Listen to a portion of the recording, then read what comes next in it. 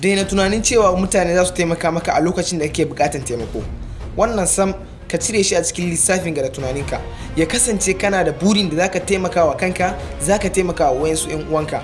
Abin da yake so ka sani a wannan bidiyon shine idan har ka kasance kana jiran wane sai yayi maka tukunna zaka zama wane, ko kuma kana jiran wane shige maka gaba a cikin al'amuranka domin ka zama wane, daina sa wannan abun kwata-kwata a cikin tunaninka.